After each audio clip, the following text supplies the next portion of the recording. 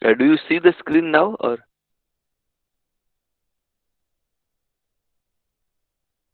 okay? So are the slides visible to you?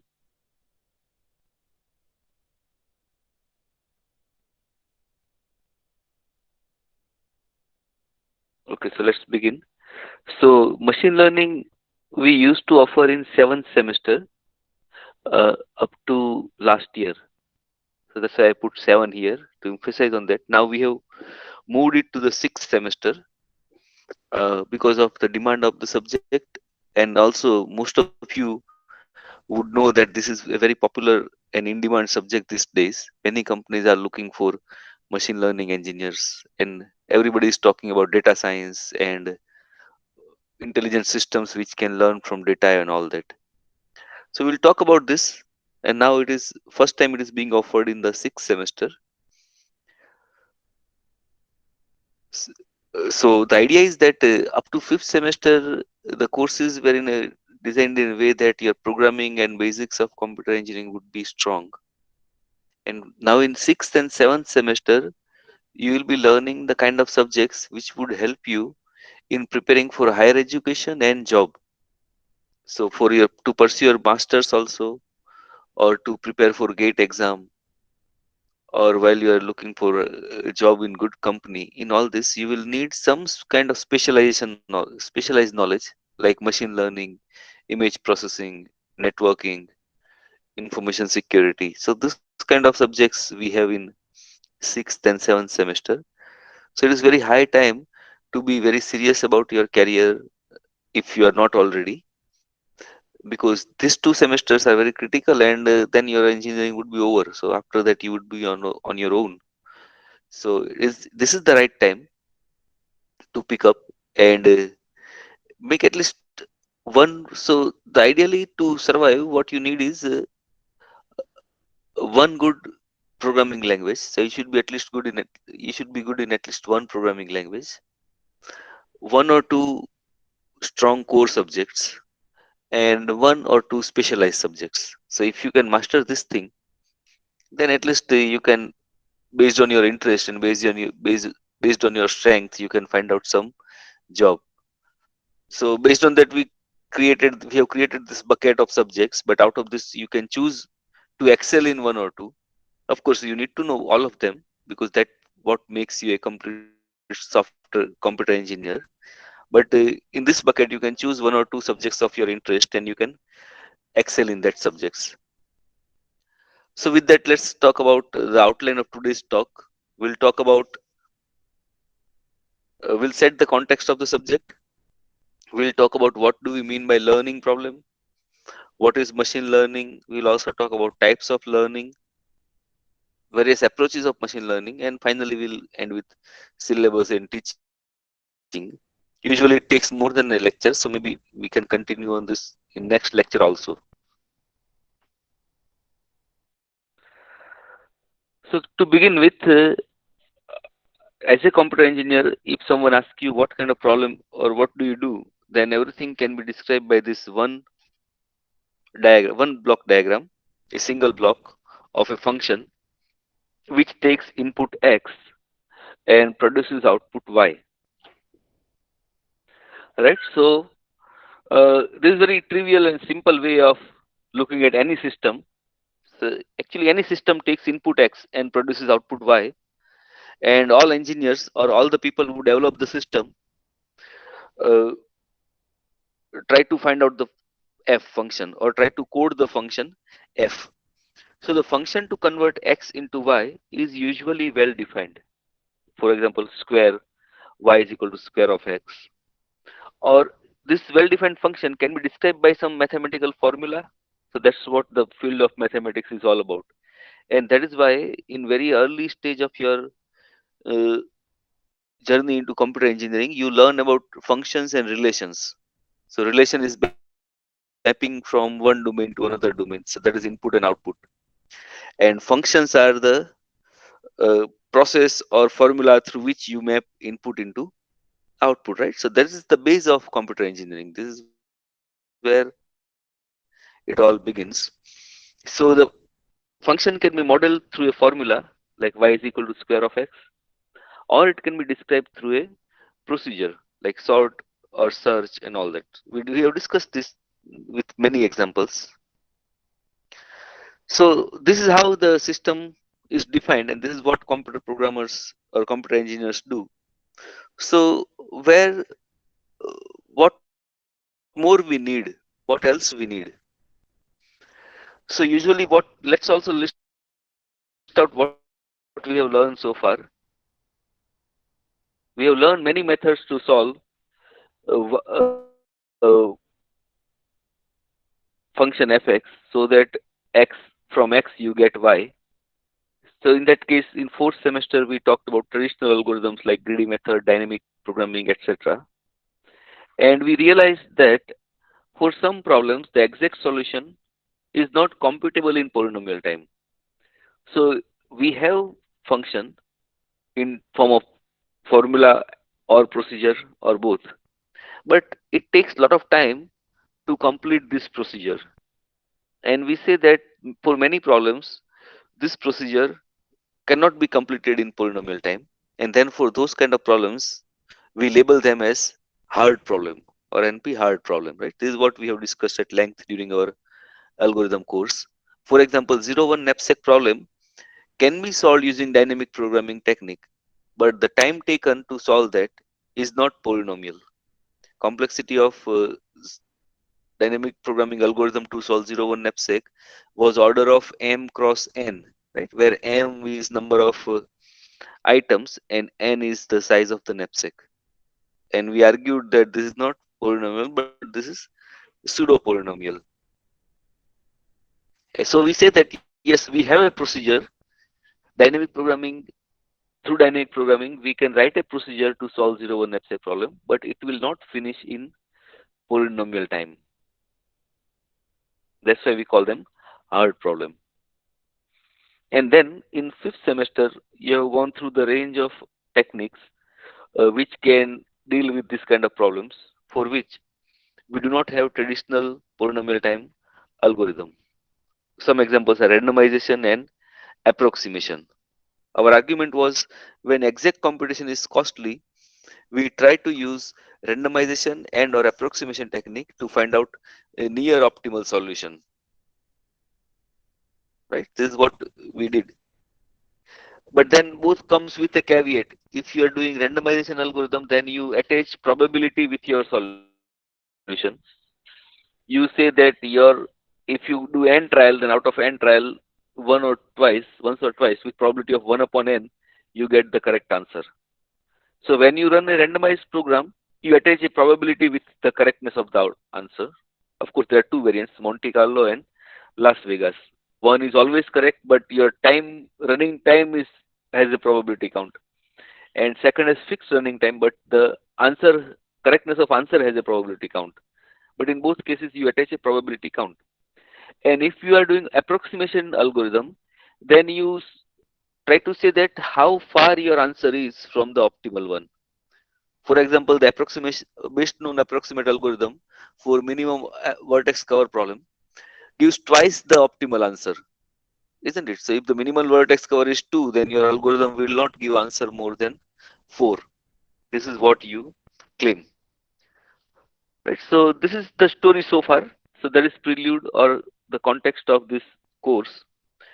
To summarize, I will say 2 3 lines that traditional algorithms work on fixed, well-defined procedure or steps in terms of formula or the computational process to solve a function f. So the function f usually represents a variable or a parameter and the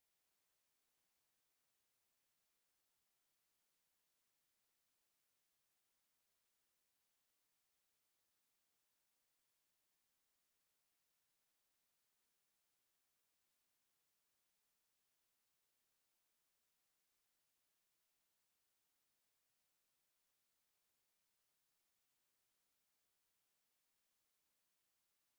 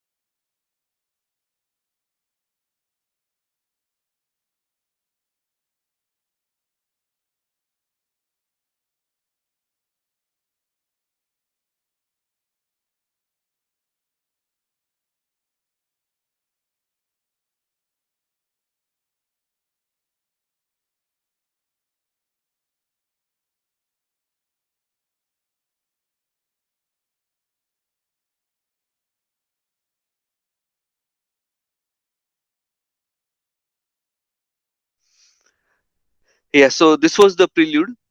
Any questions so far? I guess I got disconnected in between. Any questions? Is this clear?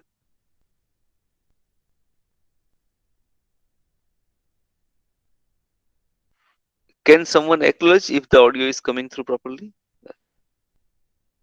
Okay.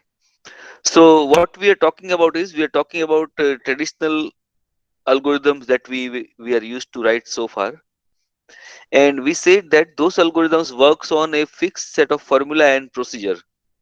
So for every function f that converts x into y, we have a well-defined procedure and formula, right? So this is how we used to write programs.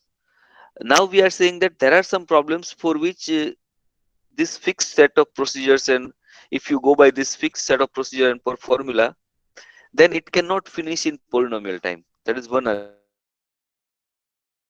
argument. Second argument is that there are some kind of programs which may not finish in which for which you cannot write this kind of procedures, or for which it is not easy to describe through some formula. So what do you do for this kind of problem? This is the question where I paused. So is this clear? Any questions so far? Can anyone give me some example of problems for which you don't write traditional algorithms?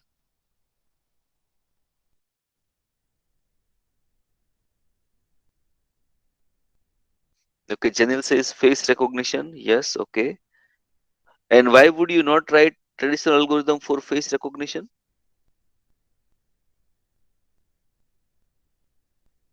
Keval says image processing. Yes, many problem of image processing, but in generally you we don't say that image processing traditional program doesn't work for image processing, because there are many beautiful polynomial time algorithms which can work for image processing. But some problems of image processing, yes, they are computationally expensive. Okay, so all the problems for which the complexity is very high means it can, if it cannot be done in polynomial time, that is one thing. And second is learning problem. The face recognition which you have mentioned is an example of learning problem where you learn with something. So the next thing we will see is learning problem. So first pause was on the problems for which the the hard problems for which you cannot write polynomial time algorithm. Let's move on with that.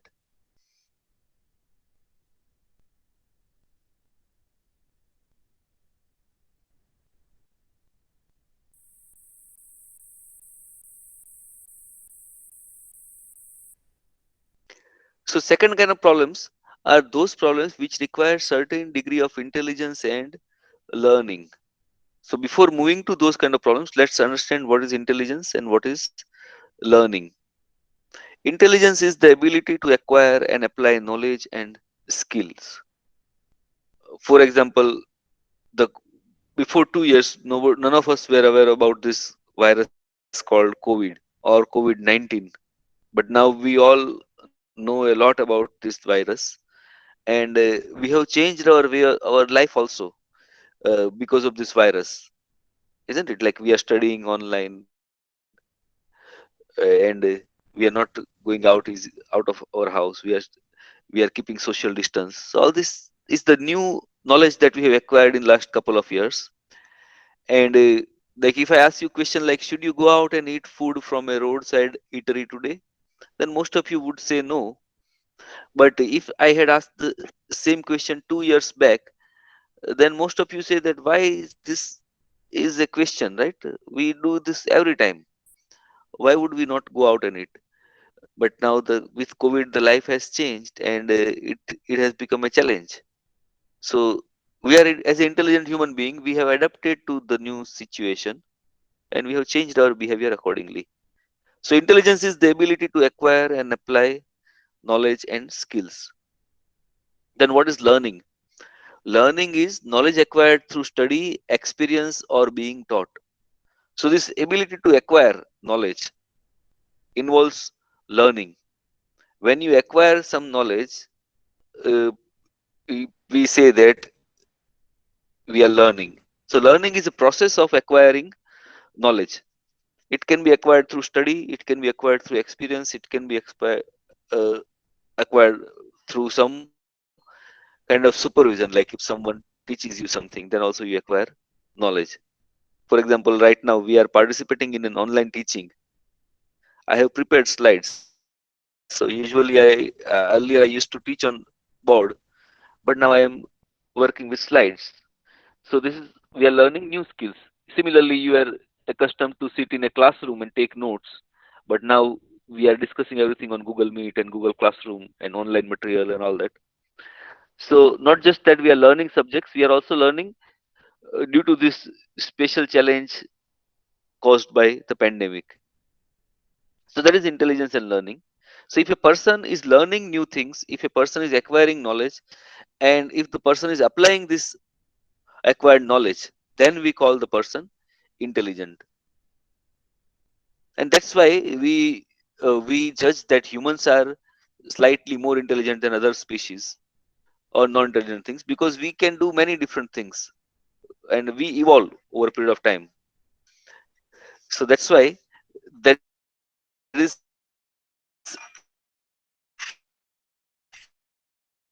learning is an indication of intelligence.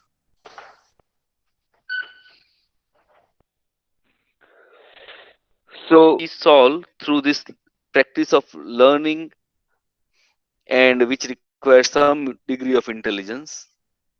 For example, humans can solve many hard problems so naturally without the need of any complex computing. For example, recognizing people, recognizing voice, learning a language,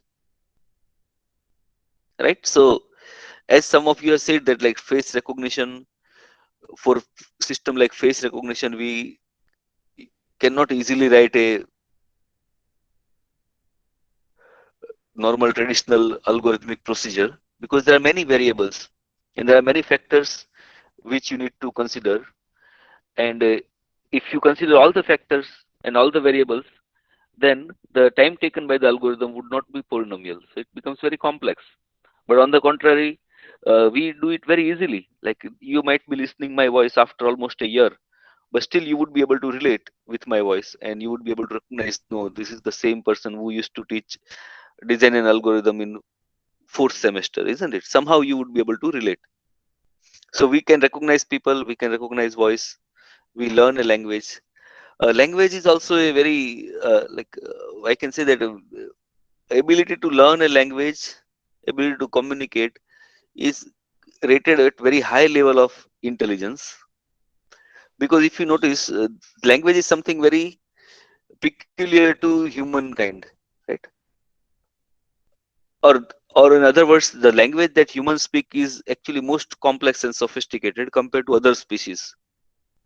If we talk about dog and cat, then they have only few words in their dictionary: bow bow, meow meow, and nothing more than that, isn't it? And on the contrary, we have a huge dictionary, then many like different languages, then translating across the languages, and then even every word can mean many different things. A pause, a exclamation can also mean many different things, and we can process all that.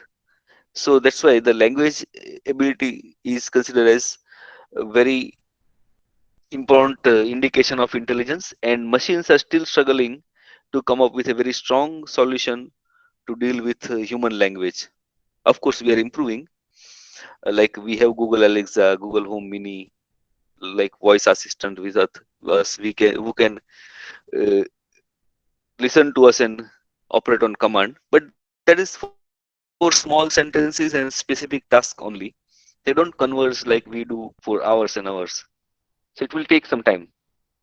But of course, accuracy at this task vary based on our intelligence and learning.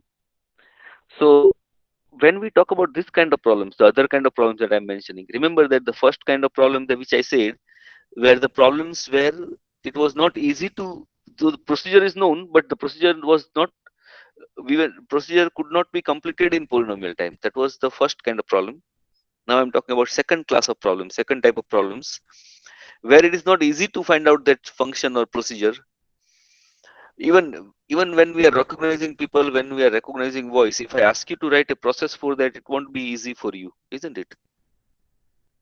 We have started learning our first language when we were 1 or 2 year old. So it was so easy for human. But if I ask you to write an algorithm through which a person can read English language, then it won't be that easy. Right? There are so many rules of grammar. There is a huge dictionary to be processed, and then combine all the words, put them in a grammar, and process through grammar, and then come up with a meaning. So that is very difficult task, which we can do in milliseconds. So yes, these are kind of different kind of problems which we call a learning problem. And in this kind of learning problem, the answer is always not like correct answer or incorrect answer. There is something between them. So far, the algorithms which you have written, for every answer, you can mark it as correct answer or incorrect answer. In this kind of learning problems, we keep on improving. Another difference from the difference from the traditional algorithm is, in traditional algorithm you can clearly mark correct and incorrect answers. Plus, if you run the algorithm for 100 times, every time the algorithm would produce same answer. On the contrary, the intelligent algorithms which we are going to learn now, they don't every time produce the same answer. They keep on improving on their answer. So there is another indicator that the whether the algorithm is intelligent or not. So our accuracy at this task vary based on our intelligence and learning. So how fast we learn, based on that our intelligence would be measured. But we keep on improving. That is important part. For example, if you started learning chess today only, then you might be losing most of the game. But if you keep on playing chess for 10 days, 20 days, 30 days, then eventually you will be better at the game and you will start winning more and more games. That is true for all the games, all the fine arts, music, or all the hobby that you are pursuing, all the tasks that you are doing. So if you once you keep on learning, once you keep putting efforts, your performance at the task would improve. So that is also a sign of a learning system or intelligence system.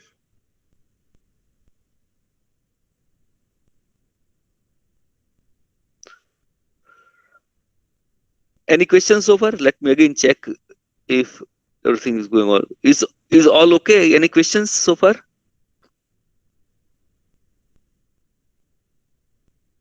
Can someone confirm if everything is clear?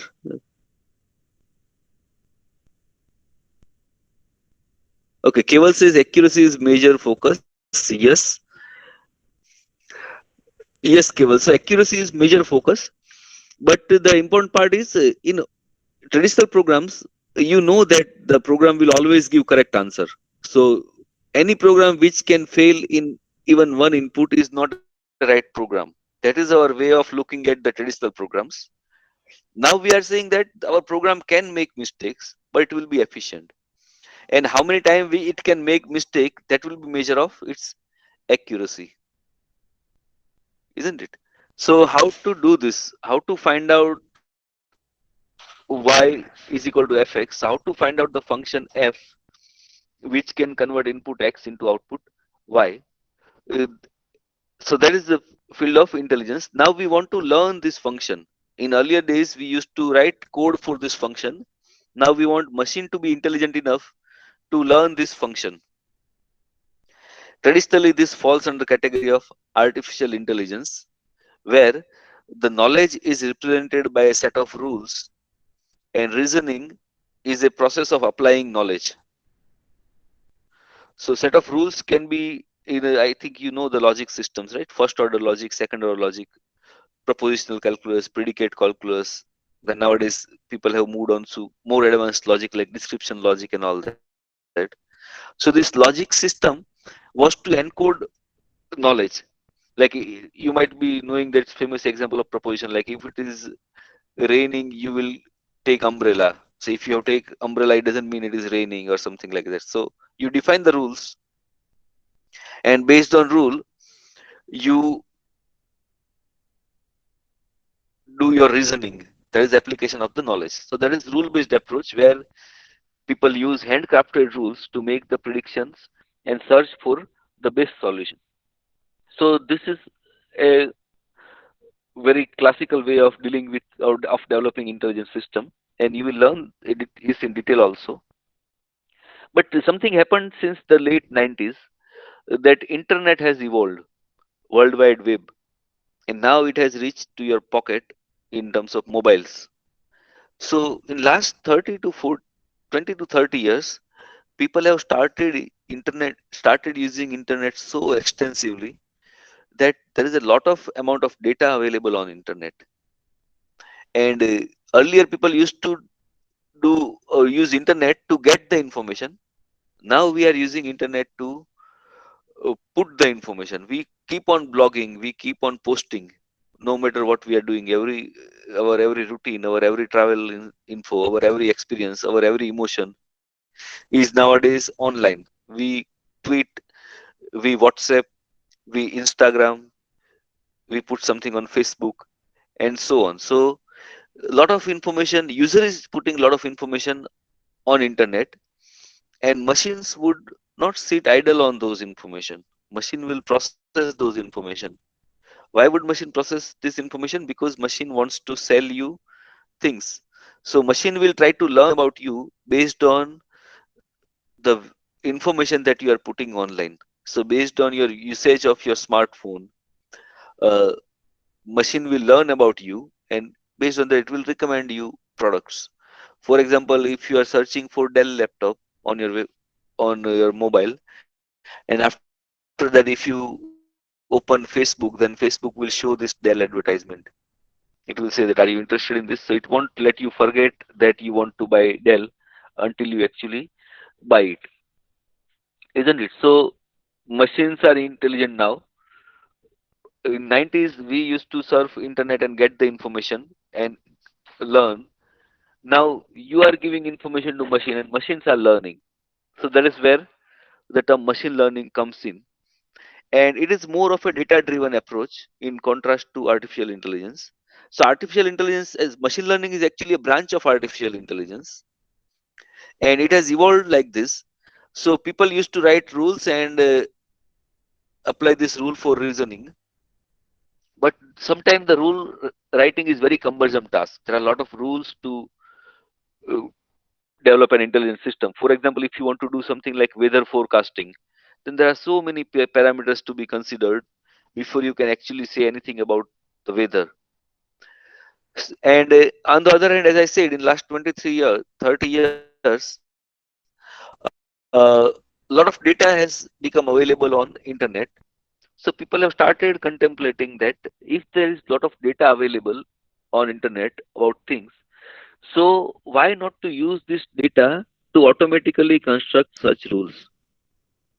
So idea is show data to the machine and let machine identify the best function or rules to make prediction or search for the best solution. So if I know that in past 10 matches, in past 10 occurrences, India has beaten Pakistan in the one day games. Then in 11th match, I would say that India will beat Pakistan. Why? Because I have seen the 10 previous observations, which says that India beats Pakistan. Now I can be correct, I can be wrong, but I have formed a rule based on the data that I have seen. So looking at the data is part of my experience. I have experienced few things, and based on that, I have formed a rule. If you are walking through a same road every day, and some dog keeps and comes and barks at you every day, then after 2 3 days you will either change your road or you will kill the dog, isn't it? I believe that you won't kill the dog, but you would change the road. So this is your learning that every day you have experienced some data, and based on the data you have formed a rule. You say that on Monday I went through that road, dog barked at me. On Tuesday I went through that road, dog barked at me. On Wednesday I went through that road, dog barked at me. So on Thursday I took different road. So that is kind of learning. And while you are learning what you have learned a rule that if you go by this road, dog will bark at you. So you have a rule, and that rule is applied. So this is machine learning that don't write rule yourself, but let show the data to machine and let machine find out the best function or rule to perform the task. In this case, it is prediction or searching, or yeah, this task. So on a side note, by the way, are we becoming increasingly lazy? Right? We want machine to do our job. But well, we are not sure. But at least we want the machine to work harder. And also, even if the machine becomes so intelligent that humans don't need to think at all, even in that case, also computer engineers would be busy because you would be writing those programs. So of course, you're not going to be lazy because you're a computer engineer, and if you are working on machine learning, you would be solving this kind of problems. So let us see what is machine learning. Machine learning was formally defined way back in 1959 by Arthur Samuel as a branch which explores the study and construction of algorithms that can learn from and make prediction on data. So if you are writing any program or if you're developing any system which can learn from data and make predictions, then you are doing machine learning.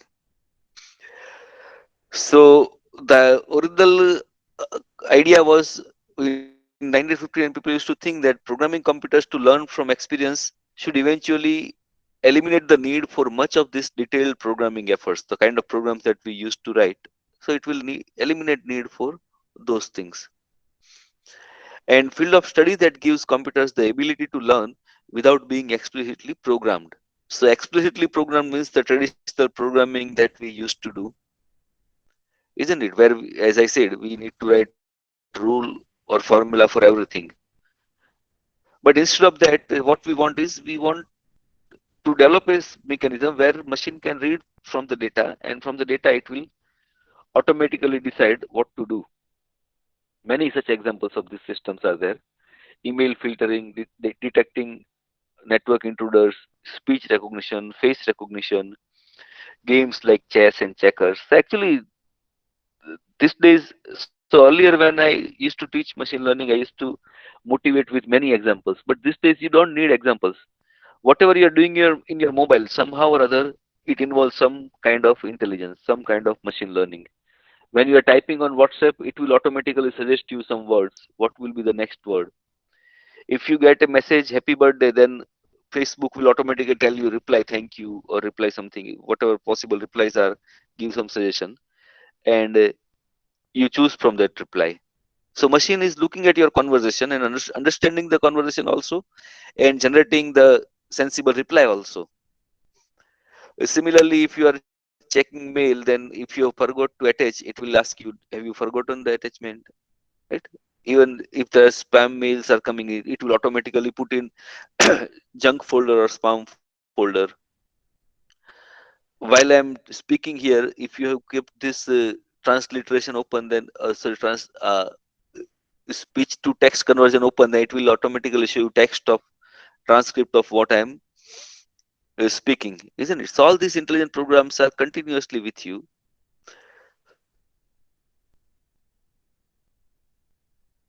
Okay, so we'll go to a problem, but before that, let me again poll and ask you: is everything okay? Is there any questions? Is this clear?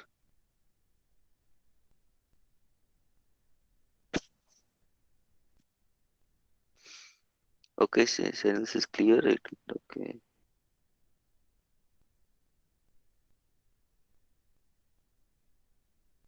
okay. I guess most of you are with me so far.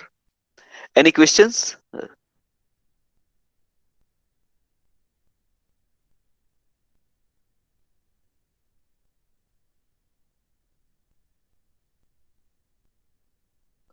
Okay, so Preet is asking how deep learning is different from machine learning. So deep learning is not different from machine learning. Deep learning is actually a part of machine learning, a special framework. Or so in machine learning, there is a subtype of algorithm called neural networks, and a neural network has evolved into a much larger system called deep learning.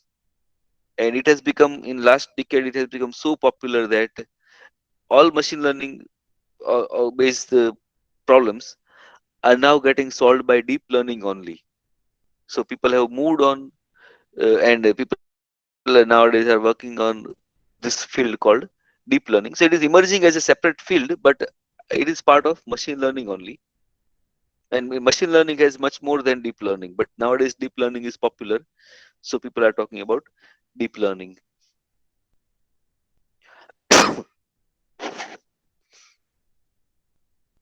Okay. Any other questions? Or,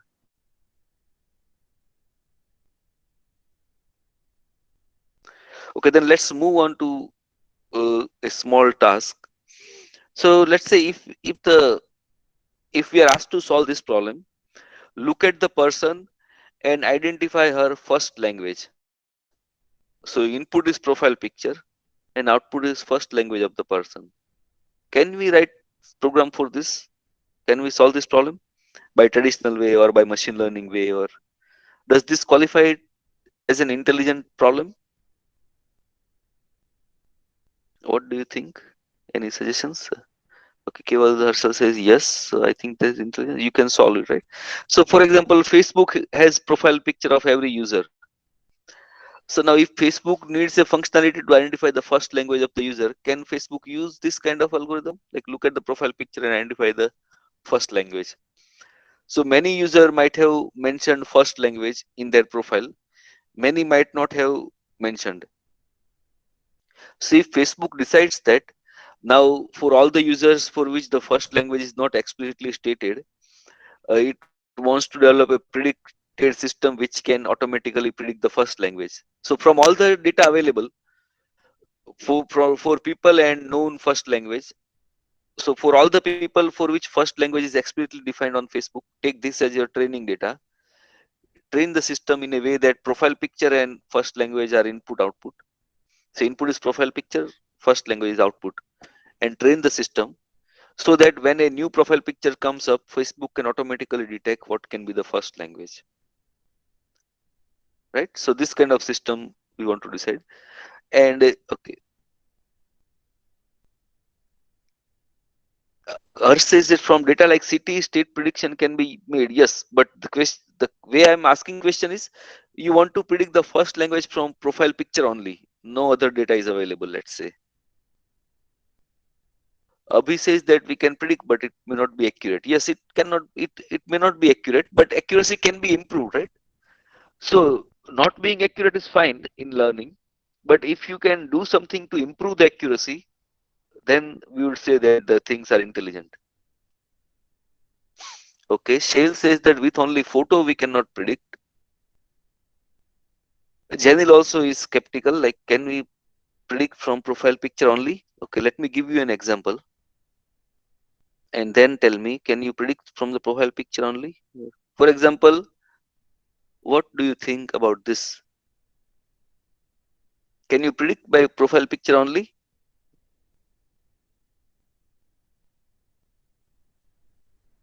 Isn't it? So it is not that easy, but it is not that difficult also. Uh, Based on our culture, based on our ethnicity, we wear a specific kind of attire. We dress ourselves in a certain way. That by looking at us, people can judge. People can judge that you are from this culture or you speak this language. Like whenever I was out of Gujarat, people would always judge me as Gujarati. Whenever I traveled out of India, people always judged me as Indian or at least South Asian. They might mix up between the Buddhist, Hindu, and Pakistani, but otherwise they would be able to recognize me from this zone. And whenever I am in Gujarat, they would pick up whether I'm Kathiawadi or Mehsani or Surti and all that, isn't it? So people do that. We do all this all the time. Even if we do not do it intentionally, unintentionally, we kind of do this thing. So it is not that difficult, but it is not that easy also. Let us see a few more examples. So I have just put a random collection of images to give you an idea of how easy or difficult it can be. So for some cases, it is easy, right? For example, Navjot Sidhu or Will Smith or Jackie Chan, you might be able to ground it with this with the ethnicity, and you can say that uh, they identify their language. On the contrary, if you look at the images of Anupam Kher and Ben Kingsley, then both might look similar in appearance, but they are from different culture and their languages are different. And then there are some random characters like Jack Sparrow and Inchak Puja also. By looking at them, you cannot confirm anything, isn't it? but you show this kind of image. The idea is that you have data. Now, if I give you labels, if I say that this data is labeled, I know language of all these 10 people. So what I do is with every photograph, I will write the language. That's Sidhu Punjabi, Jackie Chan Mandarin, Anupam Kher Hindi, Jack Sparrow English, Will Smith English, and so on. If I prepare this data and I feed it in your computer, now when next time when a new photograph comes up, your computer would try to relate that photograph with any one of these 10 photographs, and it will see out of this 10 where the match is closer, and based on that it will assign the language to the person. Does this make sense? Can someone confirm, or let me see what is going on in chat. Right, so if you got this idea, then you got the gist of what we are going to do now, or what kind of algorithms we are going to write. We are going to show data to computers, data and output, and so on. So next time a new data comes up, uh, computer will try to relate this data with already available data, and from that it will figure out the best possible output. General says we can improve if we erase the background. Yes, very good. And also not just background, if you break down this image into different features like ears, nose, eyes, then also you can improve.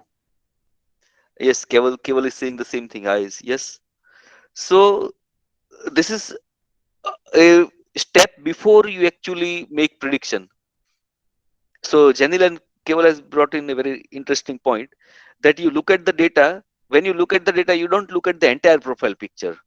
But out of this entire profile picture, you will only look at few interesting things.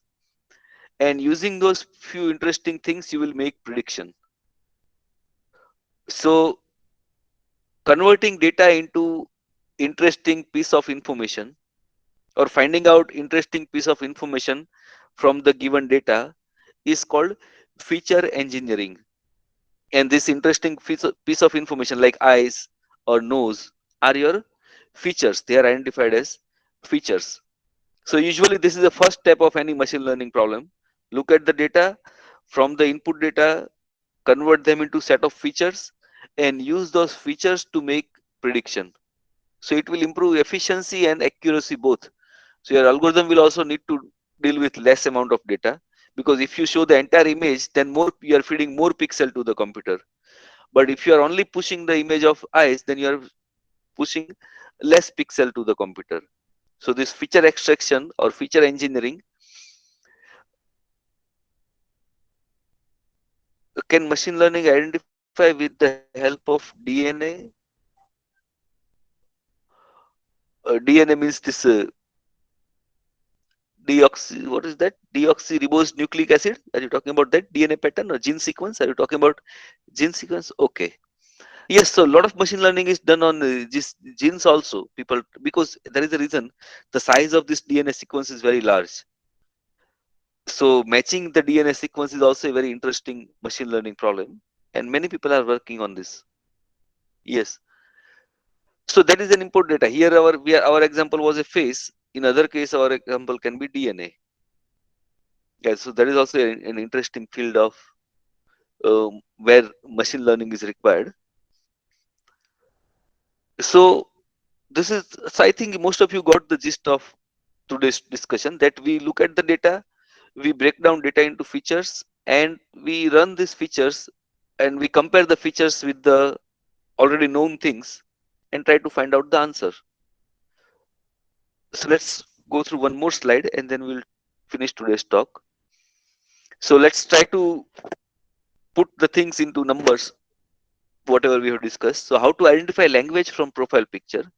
So one is detect face. Let's say we are given 20 cross 20 image, then we have 400 pixel to deal with. And whether you could recognize the person or not, let's make it as 0 or 1. And then find language from person's details. So if you are working with two language, then you can assign 0 to one language, 1 to another language. So your example is decided as you can binarize everything because computer won't directly read the image. It will convert image into numbers. So this 0100 up to 400 will be your input example. So first row maybe is for Navjot Singh Sidhu. For second row maybe it is for Jackie Chan, where feature number 1 is 0, feature 2, 3, 4 are 1, and so on. And which language is given by class label. So 1 for Punjabi, 0 for Mandarin, and so on. So this way you do this, you convert these things into binary, so your data is ready. And then this data will go into a machine learning system, which will process it, and based on that, it will decide that if the features are of this combination, like 1010, then chances of being Sidhu and Punjabi is higher. If feature combination is 0111, then chances of being Jackie Chan and Mandarin is higher, and so on. Right. So this is what we will do throughout the semester. We'll take more examples. We'll discuss these things in more detail. But for today, I think we should stop here. I will wait for 2 3 minutes. We have 2 3 minutes, so I will wait. And if you only ask any question, please post it in message. We'll discuss this. Okay. Keval says that is it possible that machine learning may guess output that is not available? Okay. So any intelligent system. So I think you mean to say that if I give a new input, so I have trained for this 10 photographs, but if I show 11th photograph as my photograph, then will the machine be able to identify? Is this what you want to ask, Keval? Yes. So for any intelligent system, that is a prerequisite. The machine has to, uh, or machine must perform reasonably well for unseen data. So data is only for training. For example, when we are discussing in class, we are showing you some examples. We ask you to solve few problems. But when we test you in exam, we ask few new problems to see whether you can apply your knowledge on a new problem or not. Isn't it? So it is not just mugging up and remembering what is shown, because any computer can do it. All computers are excellent at remembering things. You store it in memory and it will just directly match. But if the input is not same as what was shown before, even then can the machine relate?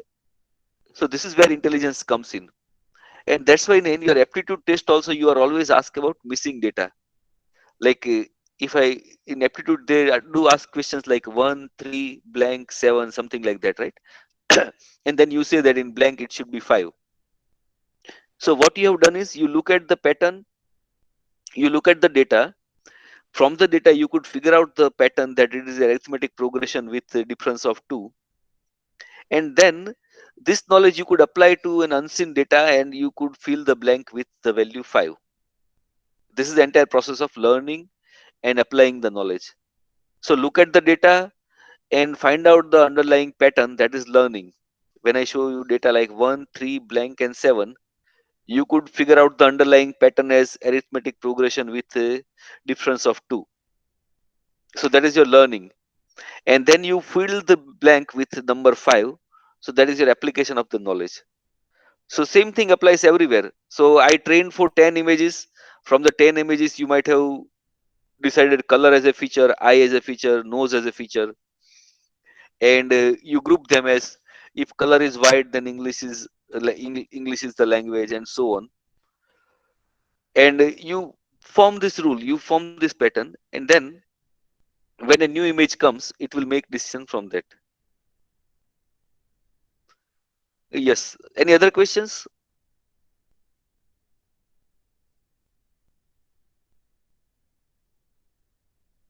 Okay, I have heard people say too much maths involved in ML. Is it really true? Uh, Maths, yes, maths is involved, and for any field of engineering, for any field of particularly computer science, maths is always involved. Yes. So we'll go through that also. We'll not shy away from getting into depth of the concept. So don't worry about that. But at the same time, let me tell you that this is difficult also. This is easy also. As from the example you have seen that there are some problems very difficult. There are some problems very easy. But it should be fun. It will be fun. I can assure you that if you get the right idea, if you get the right spirit of the subject, it won't be boring. It will be fun.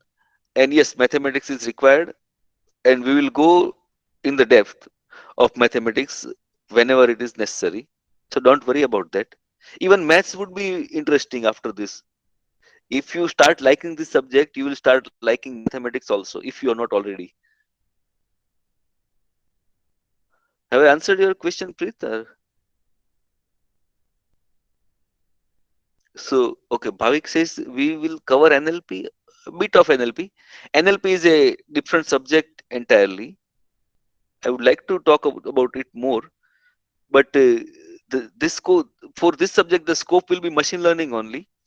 So, NLP will come as an example. In our examples, we will have NLP systems, but mostly our discussion will be on machine learning algorithms.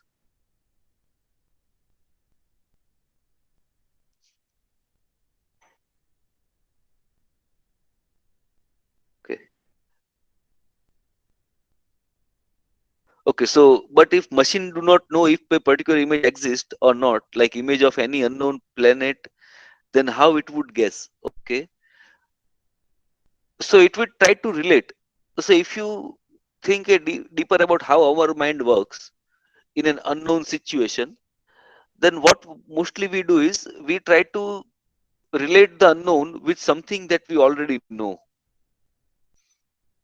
And if everything is unknown, then we'll start mugging up. So when you are 2, 3, 4, 5 year old, when you are in your kindergarten and first, second standard, your teacher would ask you to write something 5 times, 10 times, because there at that point of time everything was unknown. You keep on mugging the things. You write that A, B, C, D, K, K, G, G, 1, 2, 3, 4, and you never question why three comes after two. Why after two I cannot write four? You never question that because that was not that rules were not built in your mind.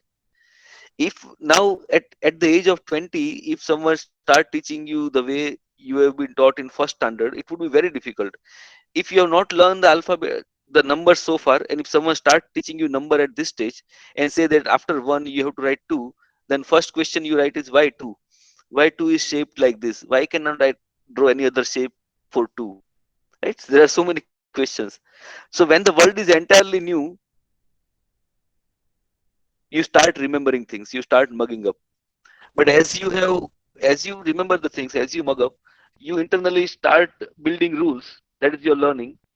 And then when new things come, you try to relate with the things that you already know. And based on that, you update your knowledge also, you update your reasoning also, and your response would also change with that. Have I answered your question, Shail?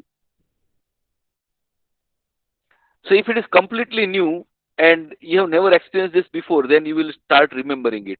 You will say, okay, it is like this, I need to remember. But once it repeats with some degree, you will start relating, okay, I have seen this and I need to act like this. Yeah, so with that, let's end here. Hopefully, it will be fun.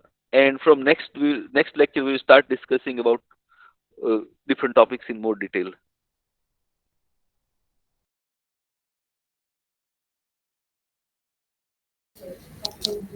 Hello. Good afternoon, everyone.